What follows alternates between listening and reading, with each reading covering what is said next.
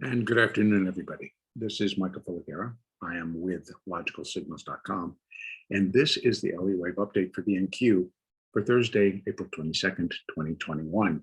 Again, a nearly perfect day in terms of analysis that we've given yesterday and basically our options of what we were looking for. Not absolute picture perfect, but pretty dang close. But what I mean by that is that we had left off that I was expecting additional rally. I was expecting it to move up even higher than what we saw and reach up closer to the all-time high thus far at 14,059. Indeed, that did not occur. Now, what was the trigger for me to make some adjustments to the count was what happened after. If you remember, I had talked about B waves and C waves. C waves can be very, very quick, very violent, very just driven, and often are set off by a sudden jolt to the market. And that's happened today when President Biden made a remark talking about a tax hike to the wealthy. And that sparked enough, the doors opened, and it was like, get me out. And so the first leg of that ended up being the start of our C wave down. It was picture perfect in terms of just this was like very quick, very fast, very violent, and just went through everything. So these were at the market, get out. So that does greet the C wave down. It puts a little bit different change to where our expectations of it's going to end up. So now let's dive straight into the Fibonacci that we have already set up.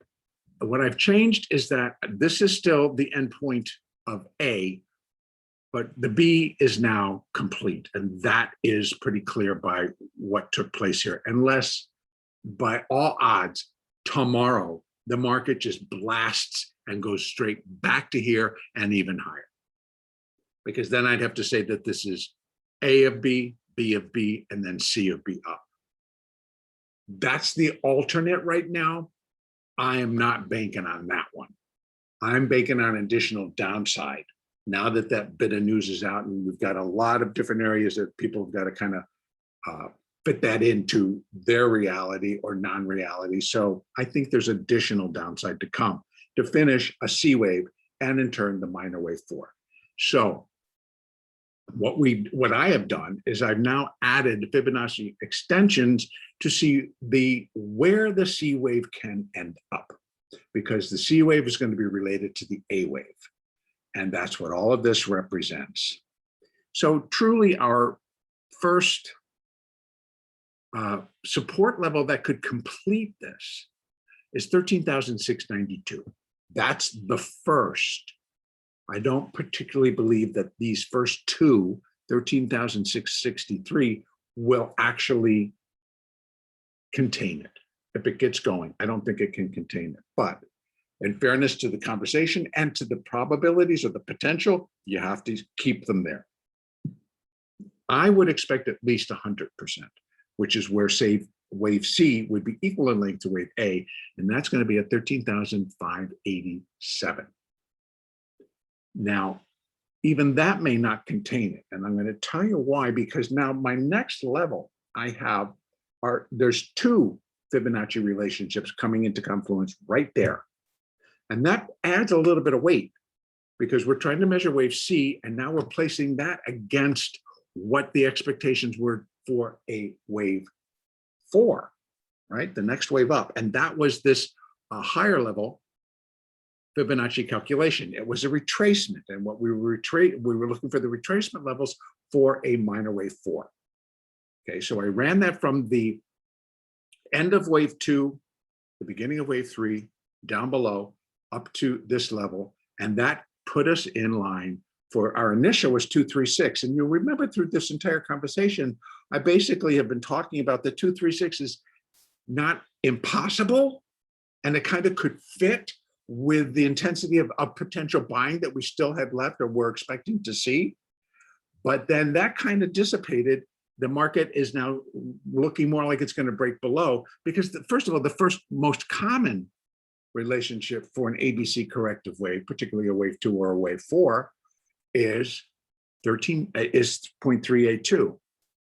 And that comes in at 13,503. And as an extension, 1.236 comes in right at that same area, 13,503. The double up puts it stronger basis that we should at least see that area. Is it a guarantee? Absolutely not. It is potential, and it throws a little bit higher probability because of the double that we have. In fact, I kind of would think that maybe that would contain it. If not, then we're looking for lower. This really gets going. It could be an extended C wave. And then we're looking at much lower levels. 1.382 is 13,450. 1.618 is 13,366. And then we have another double down here at the 50% level. Now remember when we were talking that before, that's not uncommon for a wave 4. So first area, first zone, 13,587, we're calling it, to 13,503. And you could actually put that zone down to 500 if you had to. The next zone is 13,450 down to 13,331. That's a zone. And you can tighten it up if you get closer to here. So for all we know, folks, this is just going to pan out as wave 1 of C.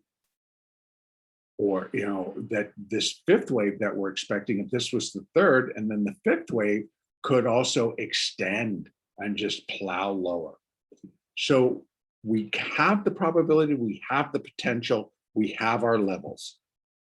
Now, as I said, the alternate to all of this is that that was it. They come in tomorrow, oh, we made a huge mistake, and every seller goes back to buying, and this thing zips back up. And it has to zip back up to negate the downside potential right now. I can't just fart around and then maybe just go up at some point. I think it's got to do the same thing coming down as it go. If it's going to still have upside left, then it's going to do it now. Then it has to, I believe, go up the same way it came down. Pretty violent, pretty quick, get out of the way, we're buyers. So that's our marching orders for tomorrow. Again, remember to trade what's in front of you. Use your moving averages, use the Fibonacci. Have a great trading day.